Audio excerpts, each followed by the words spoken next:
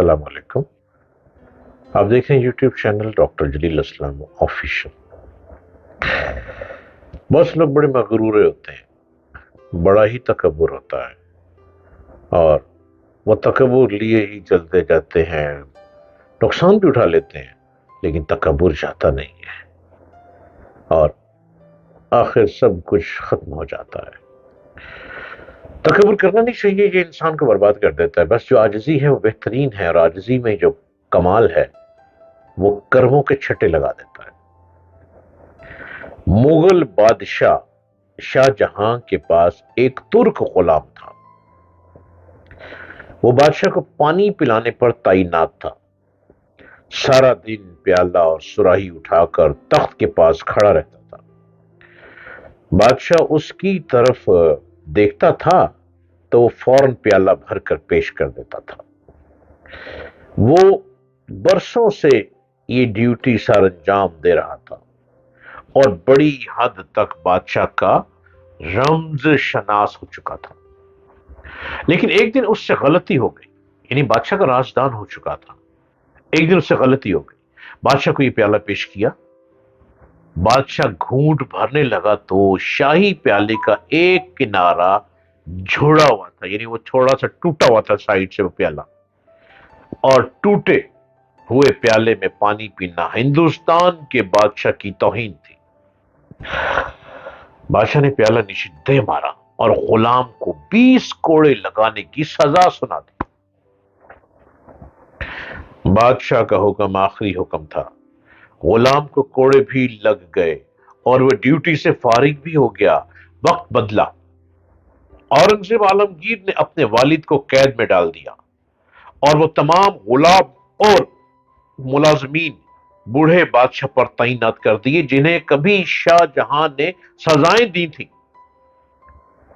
وہ پانی پلانے والا غلام بھی ان ملازموں میں شامل تھا. بادشاہ کو قید میں پیاس محسوس ہوئی، پانی مانگا. غلام آیا اور پیالہ بادشاہ کے ہاتھ میں پکڑا دیا.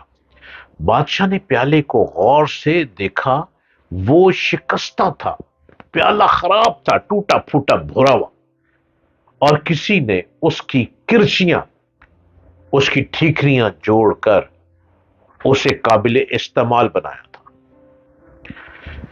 بادشاہ نے حسرت سے پیالہ دیکھا اور پھر غلام کی طرف دیکھ کر پوچھا، میرے ساتھ یہ سلوک کیوں؟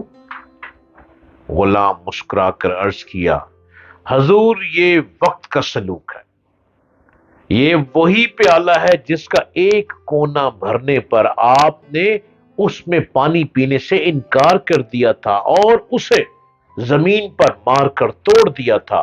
میں نے اس ٹوٹے ہوئے پیالے کی کرچیاں اٹھا لی تھی، میں نے انہیں جوڑا اور اس گھڑی کا انتظار کرنے لگا جب آپ کو وقت اس پیالے میں پینے پر مجبور کرے گا.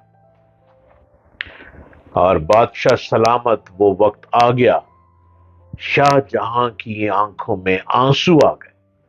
یہ آنسو اگر نہ بھی آتے تو بھی بادشاہ نے باقی زندگی پانی اسی ٹوٹے ہوئے پیالے میں پینا تھا.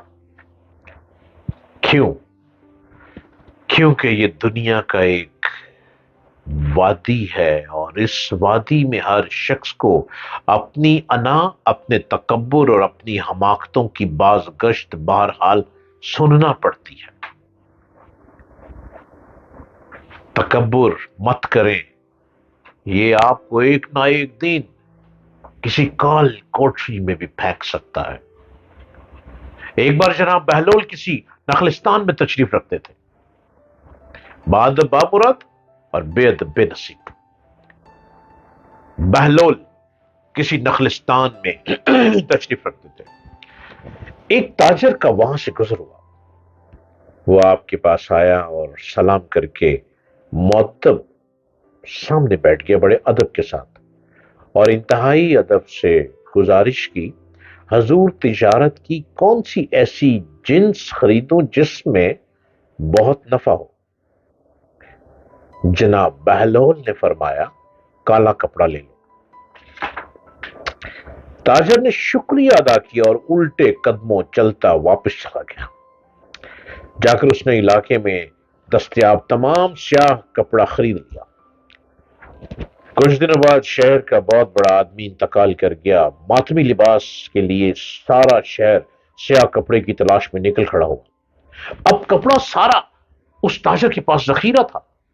اس نے منہ مانگے داموں فروخت کیا اور اپنا نفع کمایا جتنا ساری زندگی نہ کمایا تھا، اور بہت ہی امیر کبیر ہو گیا۔